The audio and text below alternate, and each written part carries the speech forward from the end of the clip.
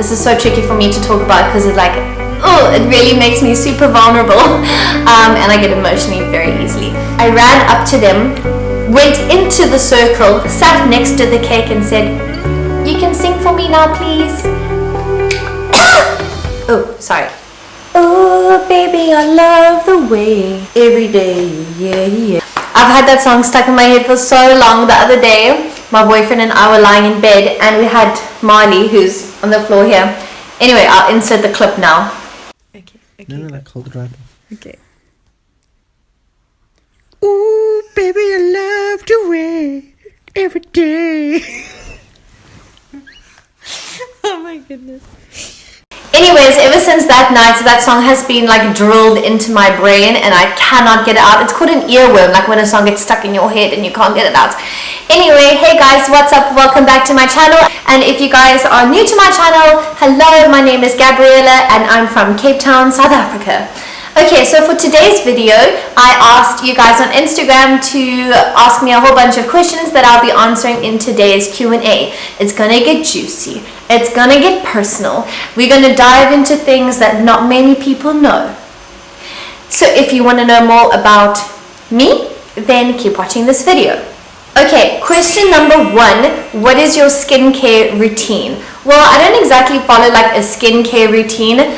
Only up until this year I've actually taken my skin seriously. I used to go on the thought that if cavemen could survive without skincare products, so can we. And I have come to realize that that is not the case. So I only like to use anything organic on my skin and specifically plant-based. I'm not a big fan of chemicals except makeup. I haven't found any completely natural makeup before, but if I do wear makeup, then it cannot be tested on animals.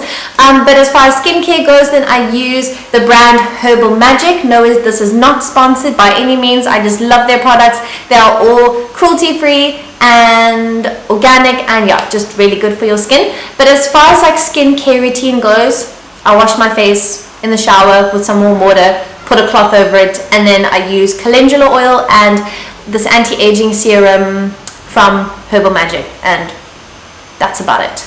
Okay, question number 2, how do you get to travel so much? Well, I don't think I actually travel a lot. Okay, I have been overseas to many places, but I don't travel often as other people do. I have been to Thailand twice, Vietnam once, and Spain once. The first 3 trips to Asia, I saved my ass off for it. So I was working and I'm still very fortunate to live at home. So my expenses are reduced quite a bit. I don't have to pay for rent. I do, however, buy my own food and my own toiletries. Obviously, I don't rely on my parents paying for that, but I don't have the cost of rent. So anything that I would normally be spending on rent, I put into my savings. And I actually listened to a podcast. I need to find out who it was. I think it was the Health Code, but I could be wrong. They said, how do you save up for traveling? And it literally, every single cent counts. When you go to the shop and when you want to buy yourself a coffee or a really cute t-shirt that you already have 5 of, don't buy it. Rather take that money and put it into savings. Doesn't matter if it takes you 10 years to save up, 10 days, 10 months. It doesn't matter how long it takes you to save. The more you save, obviously, the more money you'll have, and you need to be really strict with yourselves not to tap into that savings when you want to go and spoil yourself at the shops. So I think any tips that I would give you, don't spend on unnecessary things. Try and save as much as you can and try to reduce your cost. You don't always have to buy the most expensive thing. Don't go to the most expensive food stores if you don't have to. Try and find the cheaper ones. That's what I would say. Question number 3, do you live by yourself? No, I just answered this in the previous question, so I do still live at home with my stepdad, my mom, and my stepbrother. What do you do for a living? This is such a tough question because I literally do everything and nothing at the same time. No, I don't do nothing. I do everything though. Since I was little, I used to love to try every single sport, every language. I've always been a naturally very busy person, and with both my parents being entrepreneurs, I think that I've really learned from them and followed in their footsteps. So I have started up many things to generate an income. YouTube is obviously one of them, so every time you guys do like and subscribe, that really helps me. And then I have an illustrating company, so it's called Mystic Illustrations, and you can find us on Instagram, and I just create really cool unique edits for you guys. You guys can like customize them totally by yourself, choose what you like and what you don't like, and then I present you with the most beautiful edits. That's another one. I love children. I'm absolutely like, they're just so cute. So I used to be an au pair for 2 years, and then I went to Spain where I was an au pair again for 3 months. When I came back, I found another au pairing job, but because of this situation that is happening right now, I can't say the word because YouTube will demonetize me, but because of this situation, unfortunately, I don't think I have a job anymore, which, yeah, kind of sucks, but jobs come and go, I guess, so I will find another one. But let me just summarize in terms of income. I've got YouTube, and I've got my illustrating company, and I've got a few more sneaky projects on the side that I'm busy working on, but I don't know if I can mention it just yet. Okay, how did you start your journey of self-love? I love this question, but it's also going to take, I think, a while to answer. Let me know down in the comments below if you want me to do an actual full dedicated YouTube video on this, because this question in itself is so big.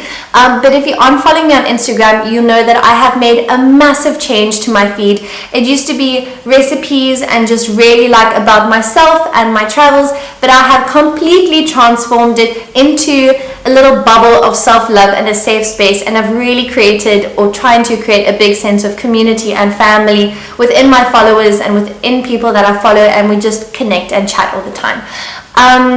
So yes, if you do follow me on Instagram, I've got a couple of pictures there that will explain my story, but I'm briefly going to do it for you guys now on YouTube. About 6 years ago, I had an eating disorder, and I'm only coming to terms. This is so tricky for me to talk about because it's like, it really makes me super vulnerable, and I get emotionally very easily. But I had an eating disorder, and I never really spoke about it to friends and family because I didn't want to burden them with my problems. I didn't want them to worry about me because I thought that I was strong enough and I was okay to deal with it by myself. I have seen therapists over the years that really helps talking to someone, but it's only through this year and me opening up on Instagram that I have created a platform to try and help other people going through the same thing. So 6 years ago, I had an eating disorder. I would work out and gym every single day, super hard. I wasn't happy with my body. Looking back on pictures now, I'm like, Gabby, why weren't you happy with your body? Like, it was perfect how it is. Like, you're beautiful. Stop it. But obviously, just like with social media and bullies and really nasty people, I just went into a spiral of negativity, and it wasn't that good. So I have had, okay, how do I say this? Oh, someone's making a real ruckus outside. I am very fortunate and very thankful to all my friends and family who I have opened up to and who have been so supportive. So I think the start of my self-love journey was definitely with my friends and family, just helping me guide through this time of uncertainty that I didn't really know. Another tip or another thing that I did was put myself first. And it's not being selfish, it's not being narcissistic, it's actually just taking care of yourself first before you can take care of others. I really like I really like the quote, you can't fill from an empty cup, and my cup was so empty that I was still trying to pour out it for other people. It was a long process of me trying to fill it up, and then eventually I did have it full, and I could obviously share it with everyone else. So I found what made me happy, and I did more of it, like drawing. I started to do yoga. I started to find healthy recipes, but in a more like creative way, and not you have to eat healthy all the time kind of way. It was just like my passion was always in the kitchen. I went to the beach almost every single day. I found little things that I like to do for me, and I did more of them. Another part of my self-love journey is I went onto Instagram and I saw all the people that I was following that made me feel really bad about myself. You know, Instagram can be a beautiful and a great place, but it can also be a really nasty trap for you to overthink things and like compare yourselves to others, which is not the best thing to do. So I unfollowed everyone that made me feel bad about myself. And yeah, I'm trying to think. That is like such a crazy question that I didn't actually think much about, and I should have given it some more thought. I know that there's lots of points in me editing. I'm probably going to go back and say, oh my word, you could have said all these things. But yeah, I think that that's how I basically started my self-love journey. I put myself first, and I made sure that I was okay first. Okay, I actually have lost count what number question this is, but the next question is, are you vegan? No, currently at this stage I'm not vegan. I have been pescatarian because I still eat fish once, if that, like once every 2 months or like once a month. But I've been pescatarian for about 5 or 6 years. 2 years ago I did decide to go vegan, and I was vegan for 10 months. It was honestly such an eye-opener and was the best experience I think ever, and I really had to do it. I noticed a big difference in my skin. I was sleeping better, and there were so many benefits that did come with being vegan. But unfortunately it didn't work for me because my iron was extremely low. I wasn't on any iron supplements at the time, which to me I think like, why? Like, it was so silly. But I think at the time I didn't know what the problem was until I went to go and see the homeopath towards the end of my veganism journey. He basically said that for my body type, and we have to remember that everyone's body, everyone's blood type, everyone is different. So for my body, veganism wouldn't work for me. They put like all these straps on you, and they test out what you are allergic to, or like anything that you could be allergic to in the future. They test like all your vitamins and minerals and stuff. It's really interesting. And I didn't think that I was allergic to anything, but he said that I do have an intolerance, which means my body doesn't like wheat, yeast, aubergines, beans.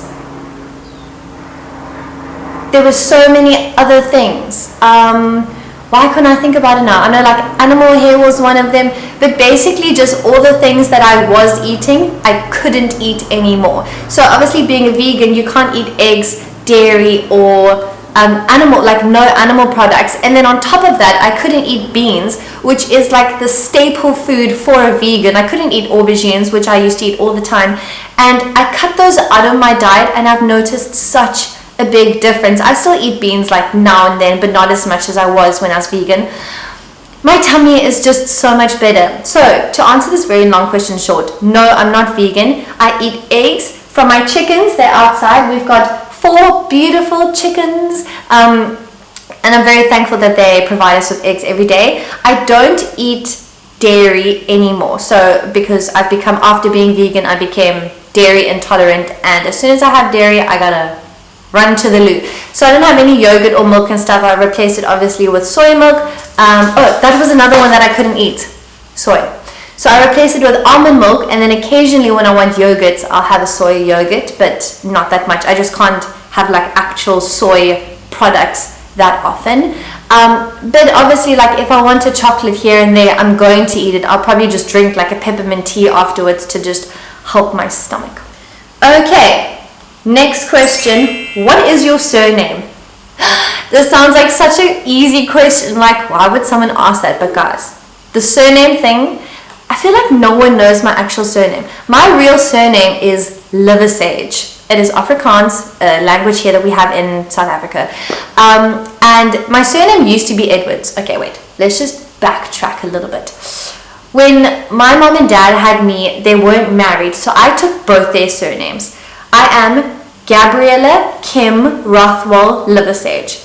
When my mom married again, her surname changed to Edwards. Now my mom's a teacher, and I used to go to the same school that she taught at, and she didn't want me to feel, left out, and she still wanted me to feel like included, part of the family, like she is my mom. So in junior school, I just referred to myself as Edwards. That's fine. Like all my tests, I just wrote Gabriella Edwards, and that was fine. When I came to high school, I had to scrap Edwards away and use my actual surname, which is Liversage, because on your matric or year 12 certificate, you have to have your ID with you, and Edwards isn't on my ID, so it actually changed to Liversage. So my junior school friends know me as Gabriella Edwards. My high school friends know me as Gabriella Liversage or Sausage, as they used to call me.